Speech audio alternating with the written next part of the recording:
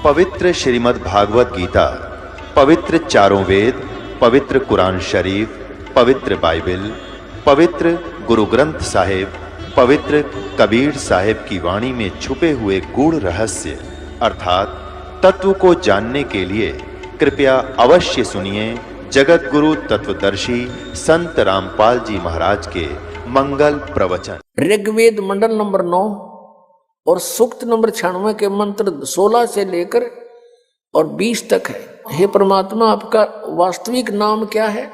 16वें श्लोक में प्रश्न है। उत्तर दिया 17वें श्लोक में कि वो कबीर साहब, कबीर परमेश्वर है और कबीर वाणी के द्वारा वो अपने ज्ञान को लोकोक्तियों के माध्यम से उच्चारण करके बोलता है, जिस कारण से वो एक प्रसिद्ध कवि भी कहलाता है, लेकिन वो होता है परमात्मा। फिर 18वें श्लोक में कहा कि वो तीसरे मुक्ति धाम में रहता है, सतलोक में रहता है, वहां से गति करके आता है। गीता जी अध्याय नंबर 15 के श्लोक नंबर 4 में कहा है कि जब तत्वदर्शी संत आपको मिल जावे, उसके पश्चात परमेश्वर के उस परम पद की खोज करनी चाहिए, जहां जाने के बाद साधक फिर कभी लौटकर संसार में नहीं आता। और जिस परमेश्वर ने सारे ब्रह्मांडों की यानी संसार रूपी वृक्ष की रचना की है, और मैं भी उसी की शरण में हूं, केवल उसी की भक्ति करनी चाहिए। अनन्य मंत्र श्रीमद् भगवत गीता अध्याय नंबर 18 के श्लोक नंबर 62 में कहा कि अर्जुन, तू सर्व भाव से उस परमेश्वर की शरण में जा, उसकी कृपा से तू परम शांति को और सनातन परम धाम को प्राप्त होगा, शाश्वतम स्थानम। अब इससे सिद्ध हो गया कि गीता ज्ञान दाता श्री कृष्ण जी में प्रवेश करके ब्रह्म बोल रहा है,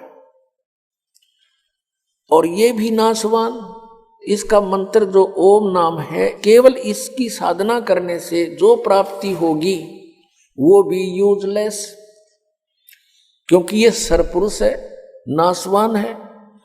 अध्याय नंबर 15 के श्लोक नंबर 16 और 17 में 3 प्रभु बताए, सरपुरुष, अक्षर पुरुष और परम अक्षर पुरुष। परम अक्षर ब्रह्म जो 8वें अध्याय के मंत्र 1 का उत्तर 8वें अध्याय के 3रे श्लोक में दिया गीता ज्ञानदाता ने कि वो परम अक्षर ब्रह्म है। तो गीता जी अध्याय नंबर 15 के श्लोक नंबर 16 में 2 पुरुष, सरपुरुष और अक्षर पुरुष की जानकारी है। सरपुरुष है ये ब्रह्म है, ज्योति निरंजन काल है, 21 ब्रह्मांड का स्वामी है, इसका ओम नाम है। फिर अक्षर पुरुष ये 7 संख ब्रह्मांड का स्वामी है, और इसका गीता जी अध्याय नंबर 17 के श्लोक नंबर 23 में जो ओम तत्सत 3 मंत्र कहे हैं, उसमें से इसका ये तत् मंत्र है, ये सांकेतिक है। ओम और तत् मिलके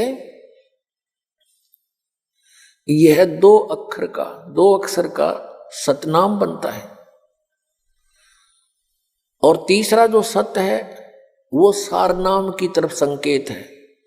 ये तत् भी कोड वर्ड है और सत भी कोड वर्ड है, क्योंकि गीता ज्ञानदाता ने ऑप्शन छोड़ दिया है कि मैं नहीं जानता उस परमात्मा के पाने की विधि, तत्वदर्शी संत बताओगा।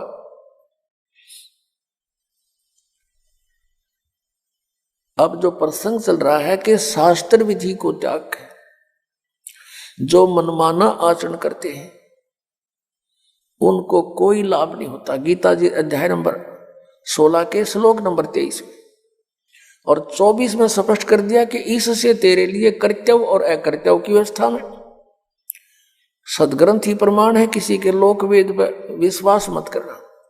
तो यहां जो गीता जी अध्याय नंबर 15 के श्लोक नंबर 16 में कहा है कि सरपुरुष और अक्षर पुरुष ये 2 प्रभु हैं, 2 पुरुष हैं, और इनके तथा इनके अंतर्गत जितने प्राणी इनके ये सब नाशवान है। जीव आत्मा किसी की नहीं मरती, वो तो कुत्ते गधे की भी नहीं मरती। 15वें अध्याय के 17वें श्लोक में तुरंत कहा कि उत्तम पुरुष है तू अन्य, परमात्मा इति उदाहरते हैं। ये लोग तरम आविश्य विवर्ती अवैश्वर। 8वें अध्याय के प्रथम मंत्र का उत्तर जो तीसरे में दिया है 8वें अध्याय के में, वो परम अक्षर ब्रह्म है, वो गीता ज्ञानदाता से अन्य है और सुप्रीम पावर है। यहां गीता अध्याय नंबर 15 के श्लोक नंबर 17 में उसी की तरफ संकेत है कि उत्तम पुरुष है तू अन्य परमात्मा इति उदाहरते, और उसको भगवान कहते हैं। और वही तीनों लोकों में प्रवेश करके सबका धारण पोषण करता, वो है वास्तव में अविनाशी परमात्मा। तो यहां जैसे संसार रूपी वृक्ष के जड़ से मूल से पूरे पेड़ को आहार प्राप्त होता है, तो सबका धारण पोषण करने वाला कौन हुआ? जड़ हुआ, मूल हुआ। और वो मूल कौन है? वो परम अक्षर ब्रह्म है, वो परम देव पुरुष है। तो वो तीनों लोकों में प्रवेश करके सबका धारण पोषण करता है वो परमात्मा। कौन? परम अक्षर ब्रह्म। अब हमने ये साधना देखनी है कि किस साधना से हम जन्म और मृत्यु के रोग से मुक्त होंगे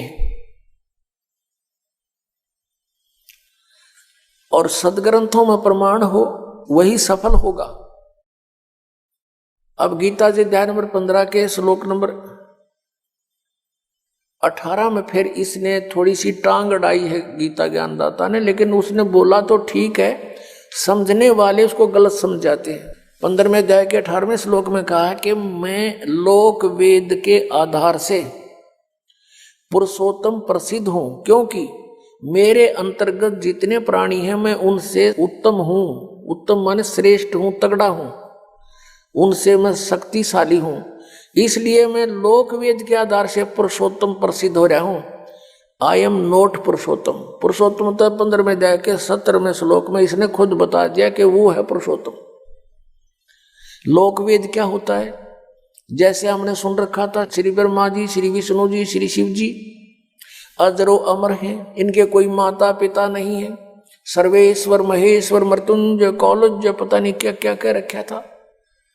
अब इनकी जीवनी और सदग्रंथों को देखा, इस दास पे दया करी परमेश्वर कबीर जी ने, मेरे पूज्य गुरुदेव जी ने, पूज्य परमेश्वर कबीर देव जी ने,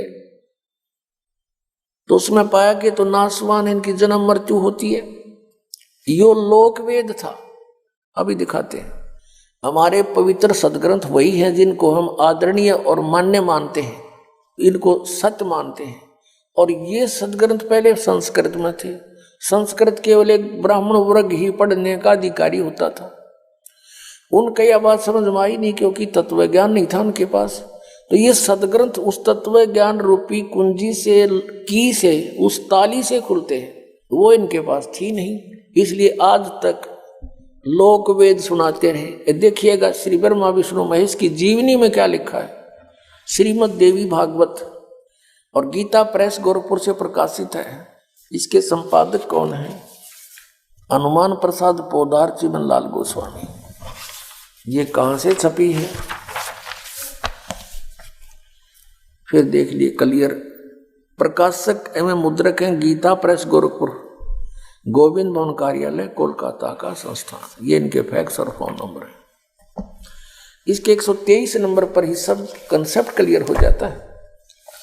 अब तीसरा स्कंद 123 पृष्ठ, और ये देखिएगा, तुम शुद्ध स्वरूपा हो, ये सारा संसार तुम ही से उद्भासित हो रहा है। मैं ब्रह्मा और शंकर हम सभी तुम्हारी कृपा से विद्यमान हैं। श्री विष्णु जी कह रहे हैं अपनी माता दुर्गा के विषय, और अपनी सतीथि बताते हमारा आविर्भाव और तिरोभाव हुआ करता है। हमारा आविर्भाव माने जन्म, तिरोभाव माने मृत्यु होता है। हम अविनाशी नहीं है, हमारा जन्म मृत्यु होता है। केवल तुम ही नित्य हो, जगत जननी हो, प्रकृति और सनातनी देवी हो। अब इससे ये विषय हो गया कि दुर्गा को प्रकृति भी कहते हैं। भगवान शंकर बोले, देवी यदि महाभाग विष्णु तुम ही से प्रकट हुए हैं तो उनके बाद उत्पन्न होने वाले ब्रह्मा भी तुम्हारे ही बालक हुए। फिर मैं तमोगुणी लीला करने वाला शंकर क्या तुम्हारी संतान नहीं हुआ? अर्थात मुझे भी उत्पन्न करने वाली तुम ही हो शिवे। संपूर्ण संसार की सृष्टि करने में तुम बड़ी चतुर हो। इस संसार की सृष्टि सतीथि और संहार में तुम्हारे गुण सदा समर्थ है। उन्हीं तीनों गुणों से उत्पन्न हम रजगुण ब्रह्मा, सतगुण विष्णु, उत्तम गुण शिव जी नियमानुसार कार्य में तत्पर रहते हैं। पुण्यात्मा, इस पवित्र सदग्रंथ श्रीमद् देवी भागवत ने थोड़े से विवरण में सब कुछ कंसेप्ट क्लियर कर दिया। इसमें 5 कंसेप्ट क्लियर हो गए, 5 पॉइंट। नंबर 1, ब्रह्मा विष्णु महेश नाशवान है, इनकी जन्म मृत्यु होती है, ये अजरो अमर मृत्युंजय कालज्य नहीं है। और दूसरा ये हो गया कि दुर्गा इनकी जननी है, इनको जन्म देने वाली माता है। तीसरा ये हो गया कि रजगुण ब्रह्मा, सतगुण विष्णु, तमगुण शिव जी है।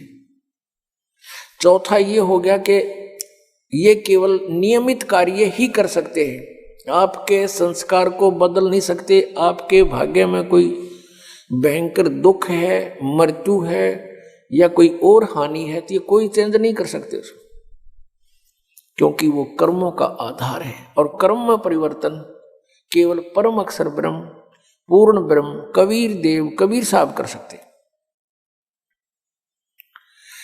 और 5वां ये हो गया कि दुर्गा प्रकृति है। दुर्गा को प्रकृति भी कहते हैं। गीता जी अध्याय नंबर 7 के श्लोक नंबर 1 से 4 में कहा कि अर्जुन,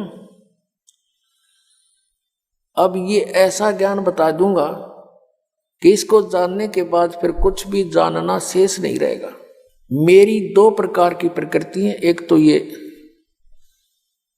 जैसे जल, पृथ्वी, आयु, वायु, इस तरह की ये 8 प्रकार के, और दूसरी चेतन प्रकृति दुर्गा है। तो यहां श्रीमद् देवी भागवत में भी इसको स्पष्ट कर दिया है कि दुर्गा को प्रकृति कहते हैं। अब प्रसंग जो चल रहा है वही आते हैं। श्रीमद् भगवत गीता अध्याय नंबर 15 के श्लोक 18 में जो कहा उसने कि मैं लोक वेद के आधार से पुरुषोत्तम प्रसिद्ध हूं,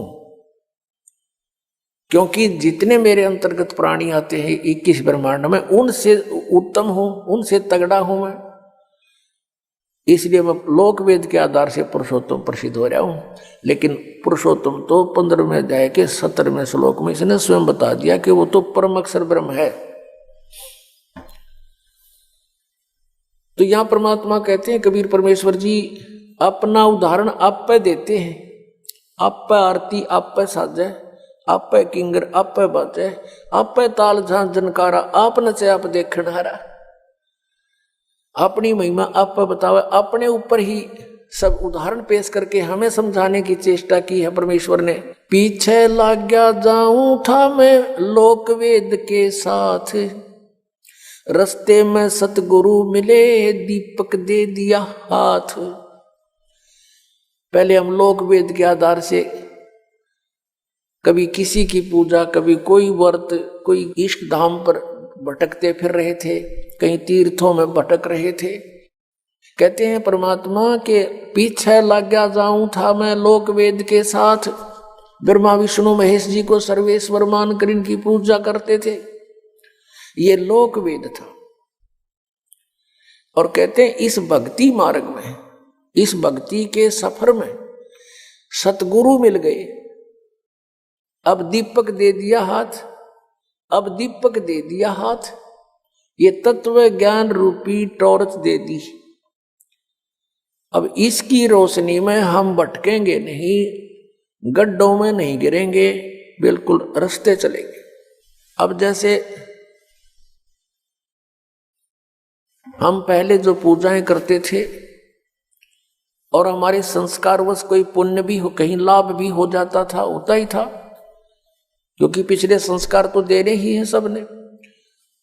तो हम ये सोचा करते थे कि हम भगवान विष्णु की पूजा करते हैं और भगवान शंकर की पूजा करते हैं, बाबा श्याम जी की पूजा करते हैं, हनुमान जी की पूजा करते हैं, जिस कारण से हमें ये सुख हो रही है। अब पता चला कि ये कुछ भी नहीं कर सकते, ये अपने भी प्रारब्ध को, अपने भी पाप कर्मों का नाश नहीं कर सके, वो भोगना ही पड़ा। जैसे भगवान श्री कृष्ण जी विष्णु जी के अवतार थे, भगवान श्री रामचंद्र जी विष्णु ही की आत्मा थी और श्री कृष्ण जी भी। नारद जी ने श्राप दे दिया था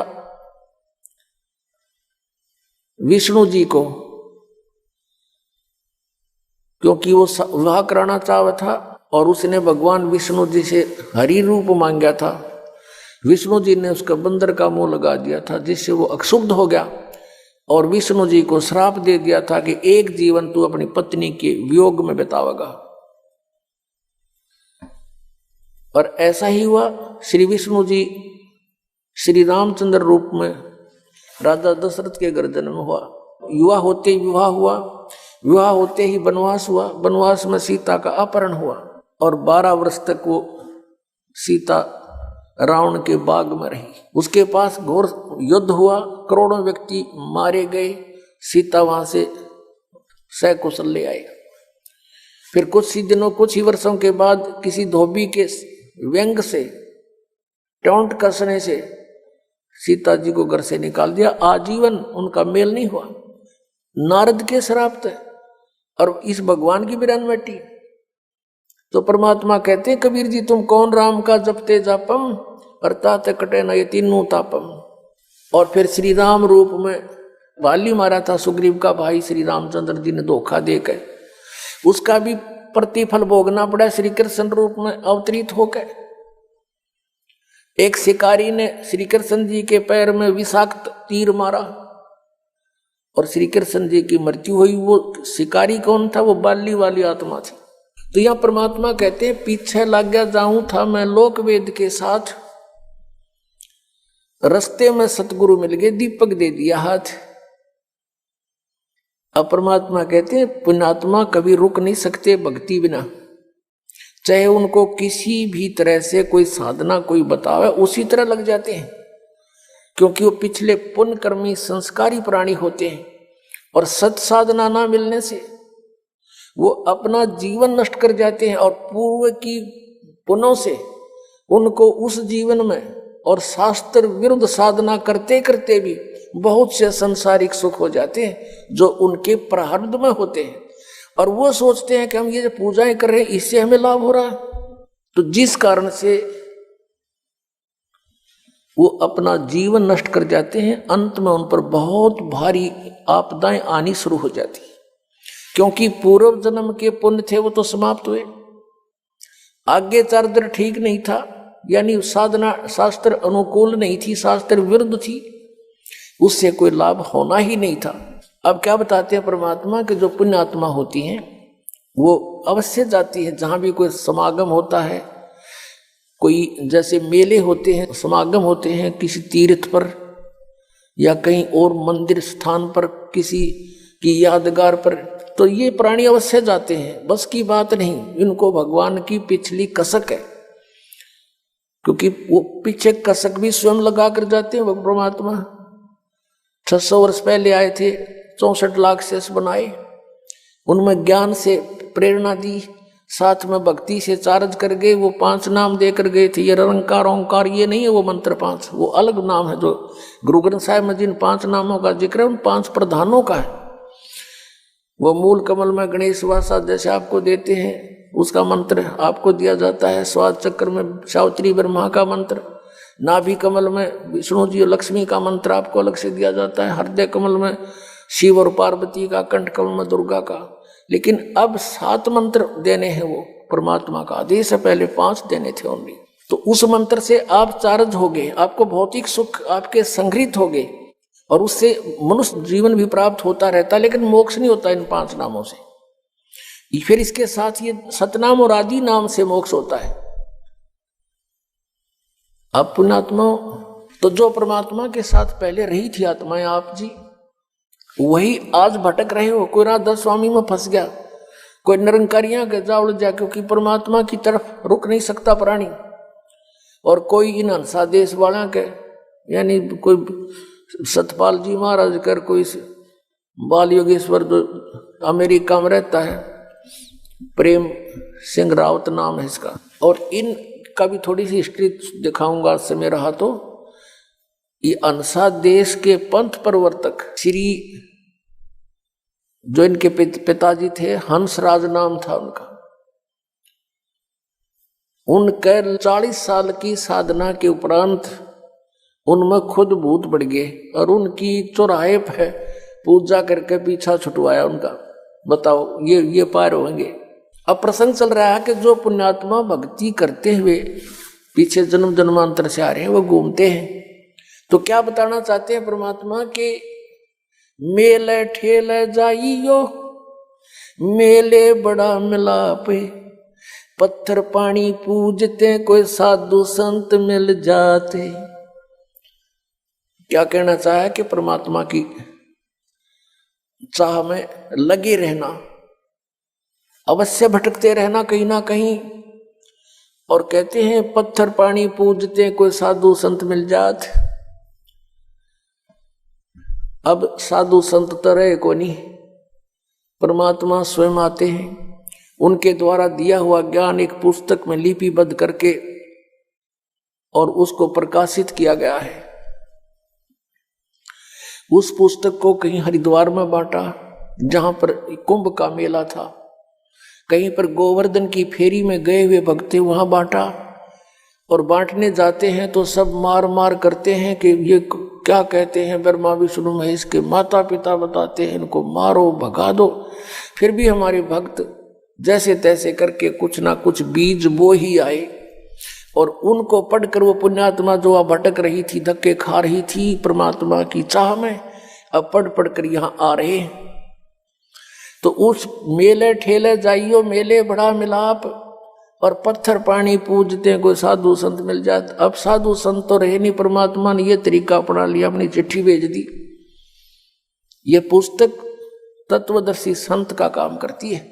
तो उसको पढ़कर आप यहाँ आ रहे हो। तो क्या बताते हैं, परमात्मा के पीछे लग गया जाऊं था मैं लोक वेद के साथ, रास्ते में सतगुरु मिल गए इस सफर में, भगवान भक्ति वाले सफर में। क्योंकि आप जी कोई जय गुरुदेव जी के यहाँ गए हुए थे, कोई राधा स्वामी के, कोई वैसे परंपरागत साधनाएं कर रहे थे। तो इस भक्ति के मार्ग में ये तत्वदर्शी संत मिल गया आपको। अब तत्व ज्ञान रूपी टॉर्च दे दी, अब आप भटक नहीं सकते, आजीवन इस मार्ग पर लगे रहोगे और मोक्ष कराओगे। अब प्रसंग चल रहा है कि हम परमात्मा के पाने के लिए कौन सी साधना है, परमात्मा कौन है, कहाँ रहता है, वहां उसकी स्थिति क्या है सतलोक में। ये नकली पंथ राधा स्वामी, धन धन सतगुरु, जय गुरुदेव, जनोद वाले जो ताराचंद वाला, और ये ठाकुर जी वाला, कृपाल जी, जयमल सिंह वाला, आगरा वाला, ये सारे नकली पंथ है। पुण्यात्मा मोक्ष मंत्र से होगा, जो सत मंत्र से होगा। किसी मंत्र के जाप करने से मोक्ष नहीं हो सकता, फिर तो सदग्रंथ झूठे हो जाएंगे। फिर तो कोई कुछ मंत्र जाप कर लो और सतलोक जाऊंगा, नो कहीं जाओ, आप बेपार हो जाएंगे। फिर तो कोई मंत्र जाप कर लीजिए। फिर ये कहते हैं राधा स्वामी वाले और दूसरे के गुरु होना चाहिए, वक्त गुरु, और जिसने ये पंथ का प्रारंभ किया उसका कोई गुरु नहीं। इनकी सारी कहानी आपको दिखा दूं, इनको एक दूसरे ने आदेश नहीं दे रखा नाम देने का। ये स्वयं भी गुरु बनकर दुनिया को भ्रमित करके काल के जाल में ठोक रहे हैं। अब ये 5 नाम देते हैं, निरंकार, ओंकार, ज्योति निरंजन, और कबीर परमेश्वर की वाणी से लिए इन्होंने सोहम और सतनाम निकाल लिया। इसके बारे में परमात्मा ने कहा कि संतो शब्द शब्द बखाना, और शब्द फांस फंसा सब कोई शब्द नहीं पहचाना। ये 5 शब्द है ना, ये काल ने अपने मुख से बोले थे जीव को भ्रमित करने के लिए, और उनका ये रट लगा रहे हैं। ये तो जापा नहीं करने हमने, निरंकार, ओंकार और ज्योति निरंजन सीधे काल के जाप। और सोहम शब्द के देने का अधिकारी इस पृथ्वी पर इस दास के अतिरिक्त कोई नहीं। या परमात्मा थे या वो महापुरुष थे जिनको भगवान मिले थे। आदरणीय मलुकदास साहिब जी, आदरणीय धर्मदास साहिब जी, आदरणीय नानक साहिब जी, आदरणीय मलुकदास साहिब जी, आदरणीय गरीबदास साहिब जी, गांव छुडानी, जिला झज्जर, हरियाणा वाले, आदरणीय दादू साहिब जी, आदरणीय घीसा साहिब जी, गांव खेकड़ा और जिला मेरठ, उत्तर प्रदेश वाले। इनको परमात्मा ने ये मंत्र दिए थे ये अधिकारी भी बताए थे, लेकिन सार नाम देने का किसी को आदेश नहीं था। तो इन्होंने परमात्मा का बहुत आज्ञा का पालन किया और 5 नाम से अतिरिक्त कोई मंत्र भी इनको नहीं दिया, लेकिन उनसे ये मंत्र ओपन जरूर करवा दिया। कौन सा मंत्र? सोहम। परमात्मा कहते हैं कबीर परमेश्वर जी, सोहम शब्द हम जग में लाए और सार शब्द हमने गुप्त छुपाए। कहते नामा छिपा ओम तारी, पीछे सोहम भेद बिचारी। सार शब्द पाया जद लोई, आवागमन बहुड़ ना होई। एक नामदेव नाम के महापुरुष थे, छिपी जाति में, रोहिला जाति में, और बहुत पुण्यकर्मी प्राणी थे। पिछले संस्कार इतने प्रबल थे, ओम नाम का जाप जपते थे।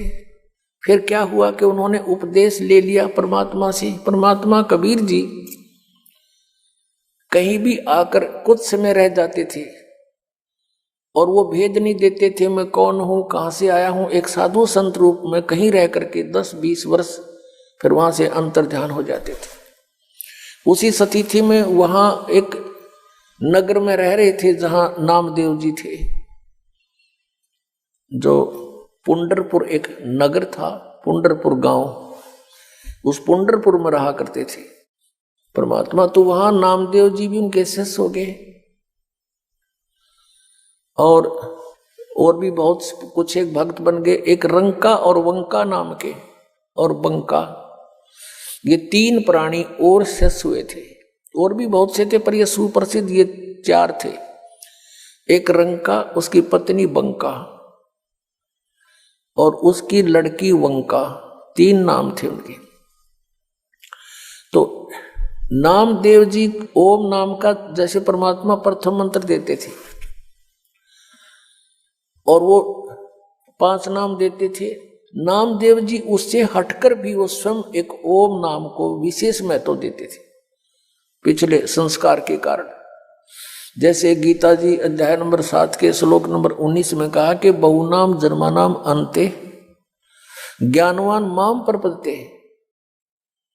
बहुत बहुत जन्मों के किसी अंत के जन्म में कोई पुण्यात्मा मुझ ब्रह्म की साधना करता है, नहीं तो अन्य उपासनाओं में जीवन व्यर्थ कर देते हैं। और वासुदेव सर्वमिति सहमात्मा सुदुर्लभ, ये बताने वाला कि वासुदेव माने सर्वशक्तिमान, जिसकी सबके ऊपर प्रभुता है, उसको वासुदेव कहते हैं। श्री कृष्ण जी वासुदेव नहीं थे, वो तो एक विभागीय मंत्री थे इस 3 लोक के अंदर, पृथ्वी लोक, स्वर्ग लोक और पाताल लोक पर। वासुदेव उनके पिताजी का नाम था। और वासुदेव नाम कहां से? वेदों से पंडितों पुरोहितों ने अपने यजमान का नाम बड़ी आशा रखा करते, इसलिए वासुदेव नाम रख रखा था उसका। श्री कृष्ण वासुदेव नहीं थे। वासुदेव का अर्थ होता सर्वशक्तिमान, सर्वव्यापक। यानी व्यापक का मतलब इन्होंने भगवान सारा फैल रहा, जैसे प्रधानमंत्री जी हैं, एक स्थान पर है लेकिन पूरे भारत में व्यापक है। ऐसे व्यापकता है उस परमात्मा की सत्ता की। तो कहने का भाव ये है कि जो ये बताने वाला साधु तो बड़ी मुश्किल से मिलेगा अर्जुन, कि वो वासुदेव ही सब कुछ है, वही पाप नाशक है, वही पूजा के योग्य है, वही सर्वश्रेष्ठी रचनहार है, वही पाप हमारे सब दुखों को दूर करने वाला है और किसी की पूजा नहीं करनी चाहिए। कहते ये बताने वाला साधु तो बड़ी मुश्किल से मिलता, सुदुर्लभ। अब कहने का भाव ये है कि नामदेव जी ने परमात्मा का उपदेश अवश्य ले रखा था, लेकिन फिर भी हम इसी तरह यहां फेल होते आए। वो फिर भी अपने ओम नाम को महत्व ज्यादा देते थे, फिर भी जैसे था। अब क्या होता है कि उनकी पिछले संस्कार की बहुत प्रबल परमात्मा में चाह थी, लगन थी। एक दिन क्या हुआ कि नामदेव जी छिपी जाति में थे और ब्राह्मण वर्ग जो है मंदिर के अंदर अन्य किसी को आरती के समय प्रवेश नहीं होने देते थे। उनका कुछ ऐसा विधान बना रखा था, बाहर बेशक खड़े रहो कोई। एक दिन क्या हुआ कि मंदिर में आरती हो रही थी और नामदेव जी वहां से आ रहे थे किसी कामवश वह आरती की ऐसी धुन ताल बज रही थी, वो भी विभोर हो गए। पंडित लोग तो घंटी बजा रहे थे ऐसे पकड़ पकड़ के।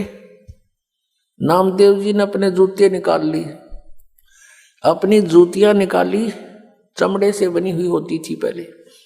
वो चमड़ा किसी भैंस या किसी की उसको काट कर नहीं बनाया जाता था, स्वाभाविक कोई पशु मर जाता था उसका फिर चर्मकार लोग उसका चाम उतार कर घर पे सुखा के स्वयं बनाते थे। और हमने देखा उस समय, और पहले तो और ज्यादा स्थिति थी दूसरी थी, एक एक जूती 5-5, 10-10 वर्ष तक निकाल लिया करते थे। तो उसने क्या किया, जूते अपने हाथ में उठाए, इतना मस्त हो गया, जूतियों को पीटने लगा घंटी की तरह नो करता हुआ, और मंदिर में पहुंच गया, उन ब्राह्मणों के बीच में घुस गया। अब पंडितों ने देखा किसी ने तो बात बिगाड़ दी, भगवान ठाकर के मंदिर में जूते हाथ में शाम के लेके, और ये छोटी जाति वाला आ गया। उसकी पकड़ के बाजू एक पंडित ने, ब्राह्मण ने मंदिर के पीछे पटक दिया, और वो वहां पड़े पड़े भी ऐसे बजा रहे हैं। परमात्मा ने उस मंदिर का मुंह नामदेव की तरफ कर दिया, और पंडित जी पिछली साइड में घंटी बजावे खड़े खड़े। अब उन्होंने सोचा भी ये क्या चक्कर हो गया, स्तब्ध हो गए। उन्हें घंटी बजानी बंद कर दी, नामदेव ने बंद कर दी। उठा, उसने क्या पता था कि काम ऐसे कर दिया, भगवान ने उठ कर आ गया, चलो आरती पूरी होगी। अगले दिन सत्संग था, 1-2 दिन के बाद कबीर परमात्मा ने सत्संग रखा हुआ था। उधर से क्या हुआ कि नामदेव अपने गुरु बहन भाइयों के घर पहुंचे, रंका और बंका के घर पे। वहां पर रंका बंका नहीं थे, उनकी बेटी थी वंका। उससे पूछा, ये क्या कर रही है बहन? वो एक पट्टी तैयार करे थी, जैसे देसी जड़ी बूटियां हल्दी उल्दी बना बनू के गर्म ठंडी करके। उसने पूछा क्या कर रही है? कि भाई पट्टी तैयार करूं। किसके क्या हो गया? आंटी अंकल का कुछ हो गया कि नहीं? गुरुदेव भगवान के हाथ में चोट लग गई। नामदेव ने पूछा क्या लग गया बहन? वो वंका कहने लगी, भाई तुम बाज आ जा, आप मनमुखी बहुत चलते हो, भगवान को दुखी ना करा करे। तेरे के सिर में दर्द था, तू पंडिता के बीच में जा बढ़िया, आ जाता सीधा। तेरी इज्जत रखने के लिए, यानी भगवान की इज्जत रखने के लिए परमात्मा ने तेरा मंदिर घुमाया भाई। और उस समय उनके हाथों में खाल छुल गई गुरु जी की, और उसके लिए पट्टी तैयार करो। अब नामदेव का जची नहीं कि वहां तो गुरु जी थे ही नहीं। अब वो गुरु जी के पास गया जहां वो अपने झोपड़ी में रहते थे। देखा सचमुच उनके पट्टी बंधी हुई थी, इंतजार कर रहे थे कि बेटी पट्टी लेकर आने वाली है। इतने में वंका पहुंच गई। वो उतारी, हाथ अच्छी तरह छुले हुए, वो पट्टी करी, नामदेव चरणों में गिर गया, प्रभु माफ करो। परमात्मा ने कहा तू माफ कर मुझे, तेरे पीछे भटक रहा हूं। परमात्मा कहते हैं कबीर जी, जो जन मेरी शरण है ताका हूं मैं दास, और गैल गैल ला गया फिर जब लग धरती आकाश। तो जो पुण्यात्माएं हैं परमात्मा उनके पीछे पीछे रहते हैं, उनको भक्ति में आस्था बनाए रखते हैं, कहीं ये नास्तिक ना हो जाएं। और ये काल भगवान चाहता है कि गलत साधना करके इनकी बिरान माटी हुए और भगवान की भक्ति से आस्था हट जाइए। कदे भक्ति करें, कोई ना कोई बताने वाला हो तो सुने को नहीं। यदि परमात्मा आवे या उनका कोई दास आवे सत ज्ञान बताओ, तो ये नो के ना हमने देख लिया कि इतना कुछ को नहीं, कहीं पर कुछ नहीं है। काल ये चाहता है और दयाल ये चाहता है कि किससे की भक्ति करें, पर इन पर आपत्ति आवत संस्कार वश में खड़ा पाऊं और इनको आस्था बनी रहे, भगवान है कहीं ना कहीं। अब ये समय यहां तक इस भक्ति को परमात्मा ने जीवित रखना था, और अब हम सब खेल परमात्मा की दया से सारा निर्णय हो जाएगा सचमुच कौन भगवान है, कैसा है, कैसे मिलता है। तब परमात्मा ने कहा, भाई इस तरह ओम नाम तो मोक्ष नहीं हो नामदेव, एक मंत्र और दूंगा, लेकिन इसको तू किसी को नहीं देगा, और एक मंत्र फिर और दूंगा आदि नाम, किसी को नहीं बताएगा। तब कान पकड़ लिए, जो आप कहोगे प्रभु वैसे ही करूंगा। तब नामदेव जी को परमात्मा ने सतनाम दिया था, जिसमें एक ओम मंत्र है, एक तत् है। नामा छिपा ओम तारी, पीछे सोहम भेद बिचारी, सार शब्द पाया जद लोई, आवागमन बोहड़ ना होई। नामा छिपा यानी नामदेव छिपी, पहले ओम में लो लगा रहा था, तारी माने लो, और पीछे सो हम भेद बिचारी, परमात्मा से सुना जब, पीछे सो हम भेद बिचारी, फिर समझ में आया सचमुच, और सार शब्द पाया जद लोई, फिर नामदेव का आवागमन बहुड़ ना हुई। यानी ये 3 मंत्र हैं। पहला मंत्र तो वो अलग से है ही, वो तो स्टार्ट है, फर्स्ट एड है, और 2 अक्षर का सतनाम है, जिसमें एक ओम मंत्र है, एक तत्, ओम सरपुरुष का और तत् अक्षर पुरुष का सांकेतिक, और तीसरा परम अक्षर पुरुष का वो सार नाम है, जिसको आदि नाम भी कहते हैं, सार शब्द भी कहते हैं। अब इस साधना से मोक्ष होगा, किन किन का होया? आदरणीय नानक साहिब जी ने यही 2 मंत्र का नाम जपा था, प्रमाण दिखाते हैं। अब जैसे कबीर परमेश्वर जी ने अपनी सभी उन पुण्य आत्माओं को जो गवाह बनाई थी कि कबीर इज गॉड, और उनको ये 3 मंत्र दिए थे, पूरा कंप्लीट कोर्स दिया था, उनसे प्रतिज्ञा दिला दी थी, कसम खवा दी थी कि तुम अभी इसको डिस्क्लोज नहीं करोगे, ना अपने शिष्यों को दोगे जाप करने के लिए। अब वो महान आत्मा थे, दृढ़ भक्त थे, जो गुरुदेव ने कह दिया, भगवान ने फाइनल माना, उन्होंने किसी को नहीं बताया इस मंत्र को आज तक। आज इस दास पे कृपा करी परमेश्वर ने, और आदेश दे दिया कि खोल दे खजाना, भंडारा खोल दे मोक्ष का। अब बात यह है कि मोक्ष सतलोक जाना है, जन्म मृत्यु का ये रोग कटाना है, वो औषधि कौन सी है, उपचार कौन सा है? अब जैसे ये 5 नाम तो सिर्फ यह संसारिक सुविधाएं, और हम यहां से जब चलेंगे हमारे ये कमल खुल जाएंगे इन 500 नामों के मंत्र से। और फिर बात रहेगी 2 मंत्र के, इस 3 मंत्र के 2 अक्षर का तो सतनाम, इसमें ओम और एक दूसरा गुप्त और तीसरा आदि नाम, बस इतना सम, और कुछ नहीं। ना ये 5 नाम, ना अन्य वो 3 नाम, ये जो अकाल मूर्त शब्द स्वरूपी राम सतपुरुष, नहीं, ये तो एक बनावटी मंत्र है। ये तो परमात्मा की पर्यायवाची एक अक्षर है, जैसे जल पानी नीर, जल पानी नीर, अक्षर पुरुष का अर्थ है अविनाशी परमात्मा। अकाल मूर्त का अर्थ है, अकाल मूर्त का अर्थ है जिस साकार परमात्मा का काल ना हो, क्योंकि मूर्त माने साकार मूर्ति, उसकी सूरत कभी विनाश में ना हो, मूर्ति भगवान साकार परमात्मा। और सतपुरुष का अर्थ है, सत माने अविनाशी, पुरुष माने प्रभु, अविनाशी परमात्मा। अकाल मूर्त का भी वो अर्थ और सतपुरुष का भी वही अर्थ, और शब्द स्वरूपी राम, शब्द नाश में आता नहीं, यानी उस अविनाशी परमात्मा, राम माने परमात्मा, तीनों का अर्थ एक ही है, ये पर्यायवाची शब्द है। और ये रटुआ में काल मूर्त शब्द स्वरूपी राम सतपुरुष मंडेरो, वो तो पाना है, वो तो खोजना है, वो तो उस परमात्मा को जल पानी नीर को तो खोजना है, वो जमीन में मिलेगा, उसके लिए हैंडपंप कैसे लगे, ये 3 मंत्र का जाप है। और प्रथम वो 5 नाम है जो अलग है, जिनको अब 7 नाम में देना पड़ता है। ये आदेश है परमात्मा का, अब कंप्लीट कोर्स करवाना है यो आपका। अब किस किस ने का मोक्ष हुआ? आदरणीय नानक साहिब जी और ये राधा स्वामी पंथ, धन धन सदगुरु पंथ, सभी मानते हैं कि आदरणीय नानक साहिब जी का मोक्ष हुआ और सचखंड गए, सतलोक गए। तो उन्होंने किस क्रिया से परमात्मा पाया, वही हमने अपनानी पड़ेगी, नथिंग एल्स।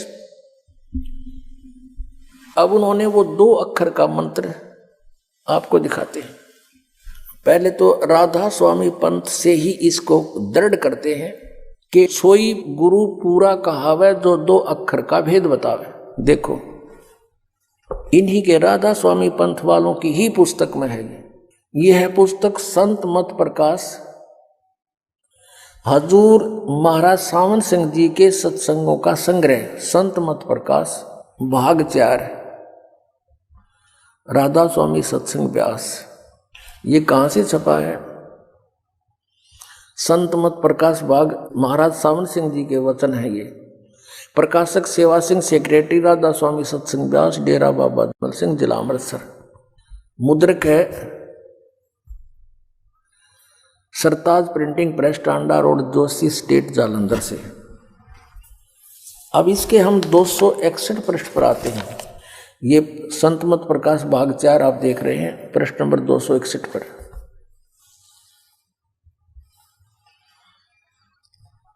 अब यहां सावन सिंह जी अपने विचार व्यक्त कर रहे हैं। अक्षर रूप निखरती चाली, छोड़ दिया उपदेश बेगाना। ये शिवदयाल जी की वाणी को डिफाइन करने चले हैं सावन सिंह जी। यह संसार सर है और अक्षर है वो परब्रह्म है, नी अक्षर पारब्रह्म है। संसार तो सर है और जो अक्षर है वो ब्रह्म है, अक्षर ब्रह्म है और नी अक्षर पारब्रह्म है। आगे देखो, जो ये सब संसार बना इसमें यह मैल दुनिया में गुजारा करते आ रहे हैं, किंतु अब गुरु की कृपा से आत्मा इस महल को छोड़कर सतलोक जा रही है। अब कैसे जा रही है सतलोक? अब आगे देखते हैं। इसका अर्थ है कि एक स्थान पर आता है, गुरु ग्रंथ साहिब में बड़े गहरे और गुप्त रहस्य हैं। एक स्थान पर आता है 52 अक्षर लोक तरह सब कुछ इनके माही, ये अक्षर खिर जाएंगे वे अक्षर इनमें नाही। आदि गुरु ग्रंथ साहिब 340 पृष्ठ पे ये है नानक साहिब जी की वाणी। अब इसका अर्थ ये है कि जो मंत्र तुम जपते हो वास्तविक मंत्र इन आपके लेखों में नहीं है, वो उनसे अलग भिन्न है। आगे देखना फिर क्या बताता है। इसके विषय में ग्रंथ साहिब में लिखा है 52 अक्षर संस्कृत भाषा के। शायद कोई ऐसी भाषा हो जिसके 52 अक्षर हो। इस संसार का सारा मसाला 52 अक्षरों में आ जाता है। पिंड अंड का हाल तो 52 अक्षरों में आ गया। ये पिंड और अंड को अलग अलग मानते हैं, फिर बताएंगे इसको। आगे 2 अक्षर हैं जो पार ब्रह्म है। देखिए तो पार ब्रह्म ही 2 अक्षर थे। इसके विषय में, इन 2 अक्षरों के विषय में ग्रंथ साहिब में लिखा है सोई गुरु पूरा कहावे 2 अक्षर का भेद बतावे। एक छुड़ावे एक लिखावे तो प्राणी निज घर को पावे। फिर कहते हैं जे तू पढ़्या पंडित बिन 2 अक्षर 2 नावा, प्रणवत नानक एक लंघाए जे कर सत समावा। आदि ग्रंथ साहिब में 1171 पृष्ठ पर लिखा है। अब क्या बताया है कि सोई गुरु पूरा कहावे जो 2 अक्षर का भेद बतावे। एक छुड़ावे एक लखावे जो प्राणी निज घर को पावे।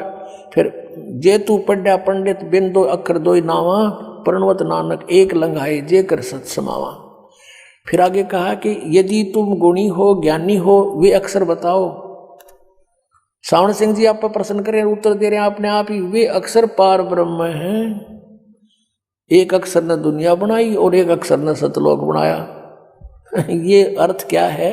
वाणी क्या कहती है? ये अनुवाद गलत कर रहा है। जे तू पढ़्या पंडित बिन 2 अक्षर 2 नावा, प्रणवत नानक एक लंघाए जे कर सत समावा।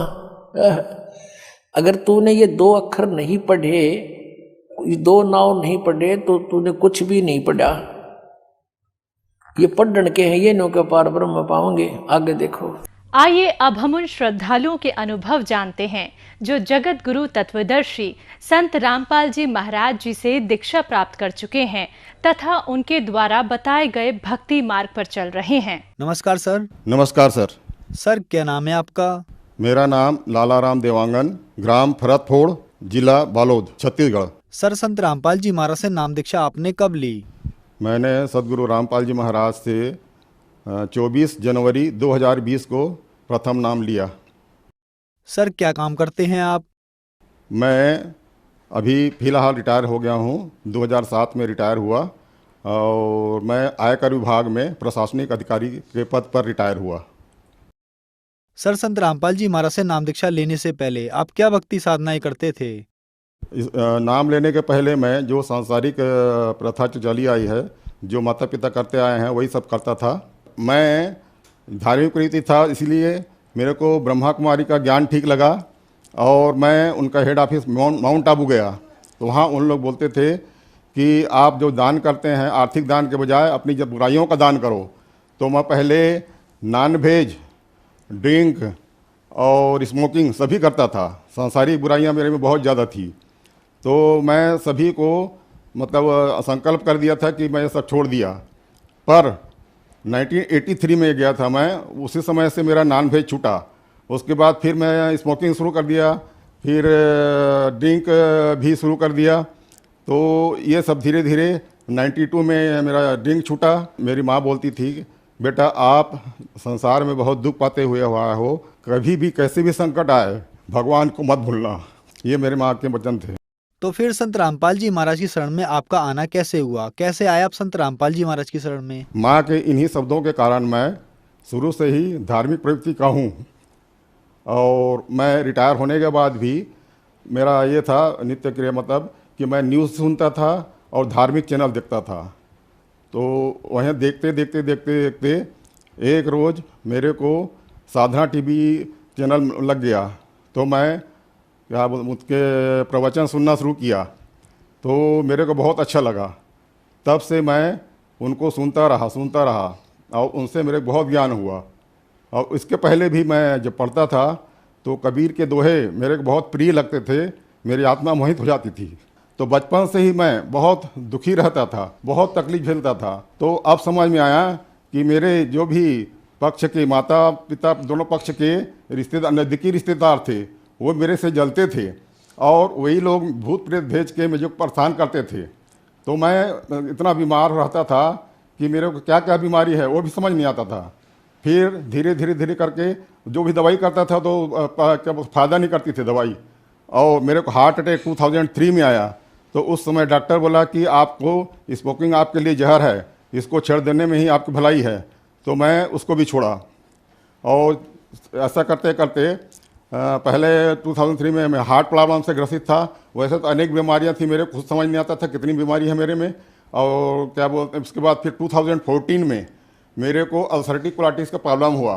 तो उसका भी कई डॉक्टरों से इलाज कराया, पर अंत में मैं रायपुर में डॉक्टर सोलंकी जो हैं कुलदीप सोलंकी, उनसे इलाज कराया।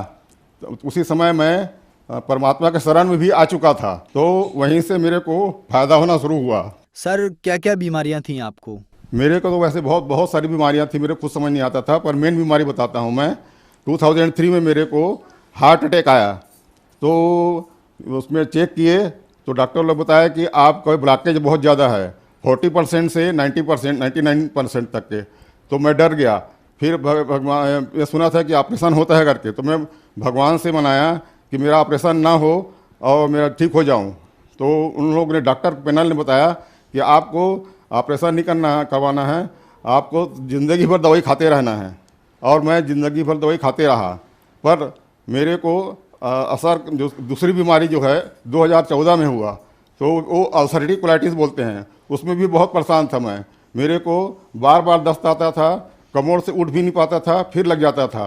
तो वो डॉक्टर बोला कि आपकी अतड़ी बाहर आ जाएगी, आप दवाई नहीं खाओगे, परहेज नहीं करोगे तो आपकी अतड़ी बाहर आ जाएगी और आप बहुत परेशानी में पड़ जाओगे।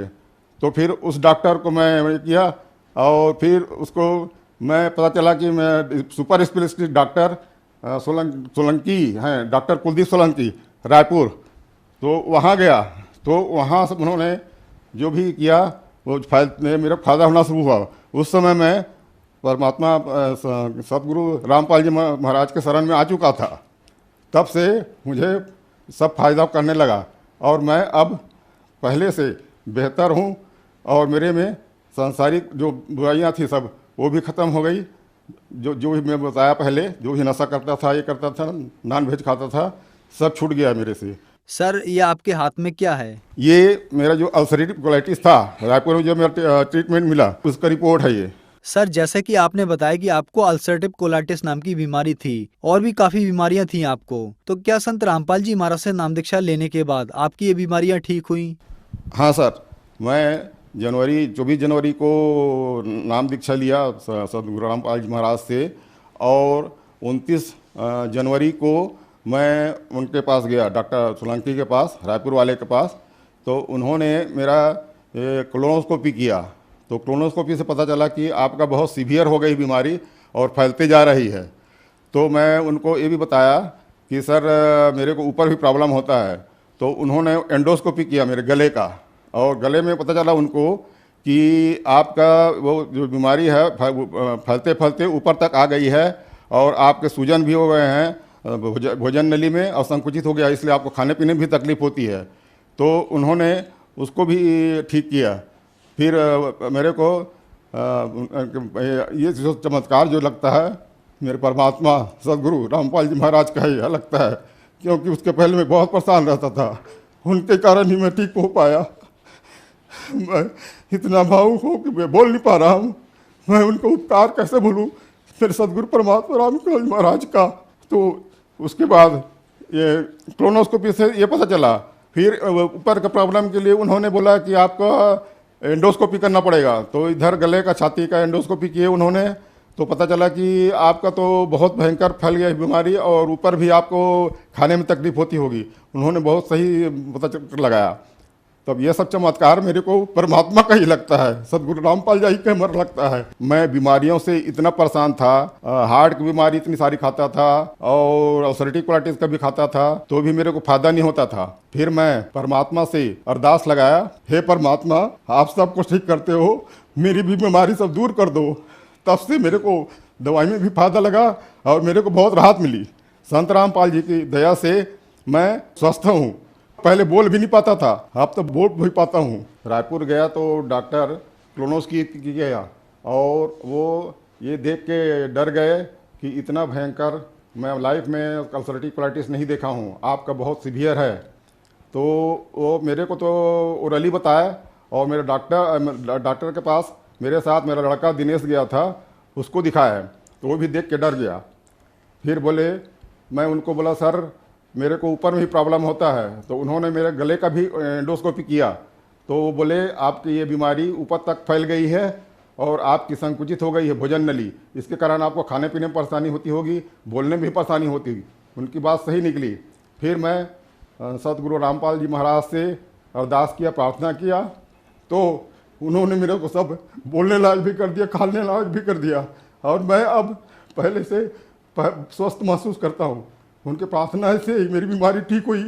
ये मेरा एंडोस्कोपी किए, जो कि उसके खराबी जो है गले की पता चलती है, तो छाती और गला में उनको पता चला, और वो बोले आपकी ये बीमारी फैलते फैलते ऊपर तक आ गई है, और आपकी भोजन नली बहुत ज़्यादा संकुचित हो गई है, और ये मेरा एंडोस्कोपी रिपोर्ट है। अब मैं सदगुरु रामपाल जी महाराज की दीक्षा लेने के बाद, नाम दीक्षा लेने के बाद, मैं अब पूर्ण रूप से स्वस्थ महसूस करता हूँ, और मैं सांसारिक कामों में भी कर सकता हूँ। हालांकि मेरे को शिथिलता है, फिर भी पहले मैं इतना निर्बल हो गया था कि कुछ भी चल नहीं सकता था, न बोल नहीं सकता था, न ड्राइव कर सकता था, कुछ नहीं कर सकता था। पर अब उनके संत रामपाल गुरु जी महाराज की कृपा से मेरे को अब सब करने की हिम्मत उन्होंने दी, मेरे को सामर्थ्य उन्होंने दिया है। सर आप इनकम टैक्स विभाग में एक ऑफिसर के पद से रिटायर हुए हैं, और डॉक्टर्स ने आपको बताया कि जो आपको अल्सरेटिव कोलाइटिस नाम की बीमारी है, ये बहुत ज्यादा हो गई है। तो जो बीमारी डॉक्टर ठीक नहीं कर पा रहे हैं, वो संत रामपाल जी महाराज ठीक कर रहे हैं। आज के वैज्ञानिक युग में लोग कैसे इन बातों पर विश्वास करेंगे? क्या लॉजिक है इसके पीछे? जी, इसके पीछे ये लॉजिक है कि जो भी सांसारिक बीमारी, लाइलाज बीमारी भी, उनके मंत्रों में इतनी शक्ति है, संत रामपाल गुरु जी महाराज के वचनों में इतनी शक्ति है, जो नाम देते हैं, नाम मतलब मूल मंत्र देते हैं जो परमात्मा कबीर जी का, और उसी नामों में इतनी शक्ति है कि वो लाइलाज बीमारियों को भी ठीक कर देती है। सर, जैसा कि आपने बताया कि आप ब्रह्मा कुमारी पंथ में थे, ब्रह्मा कुमारी पंथ वाले भी नाम देते हैं, उनके नाम से तो आपकी बीमारियां ठीक नहीं हुई, लेकिन संत रामपाल जी महाराज से नाम दीक्षा लेने के बाद आपकी सारी बीमारियां ठीक हो गई। क्या कारण है सर? जी, उन लोग नाम नहीं देते, उन लोग सिर्फ ब्रह्मा को ही मानते हैं, ब्रह्मा ही सब है, और शिव बाबा को मेन मानते हैं, मेन भगवान मानते हैं। पर वो लोग उनको मुरली बोलते हैं, उनकी जो भी शिक्षा है, और वो जो बताते हैं वो भी प्रेत बाधा ही लगती है मेरे को, क्योंकि जो उनका प्रमुख है ब्रह्मा कुमारी का, वो उसमें प्रेत आता है और वो जो बोलता है वही इन लोग सब संसार को बताते हैं।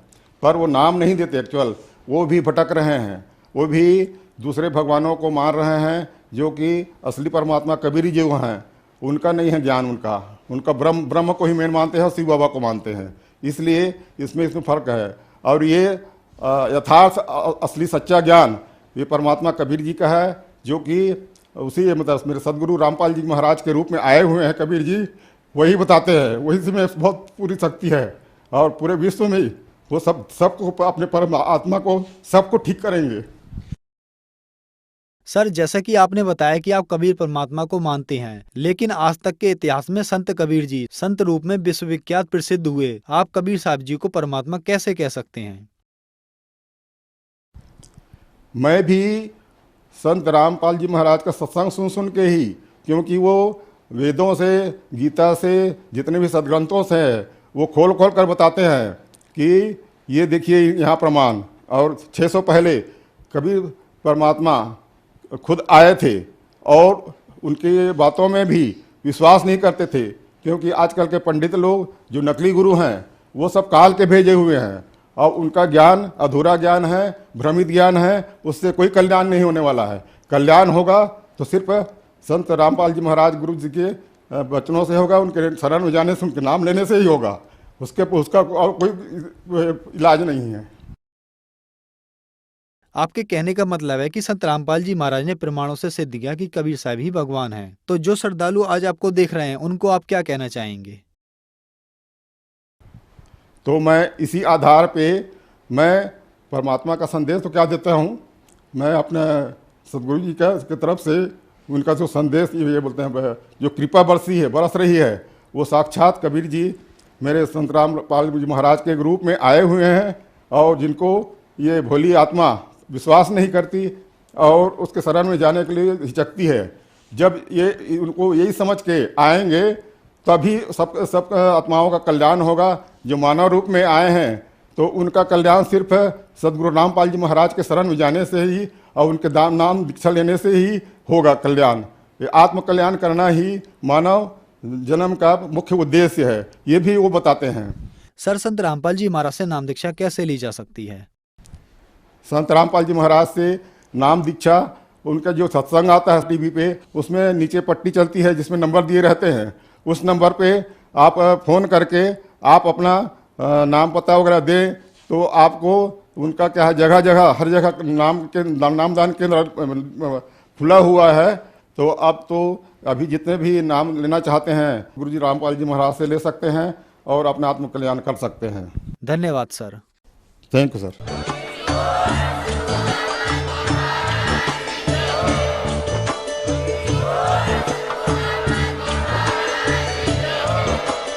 आप सुन रहे थे जगत गुरु तत्वदर्शी संत रामपाल जी महाराज जी के मंगल प्रवचन। अधिक जानकारी के लिए विजिट कीजिए हमारी वेबसाइट www.jagatgururampalji.org। संत रामपाल जी महाराज जी के शुभ आशीर्वाद से पूरे विश्व भर में 500 से भी ज्यादा नाम दीक्षा केंद्र हैं, जिन पर संत रामपाल जी महाराज जी द्वारा ऑनलाइन निःशुल्क नाम दीक्षा दी जा रही है।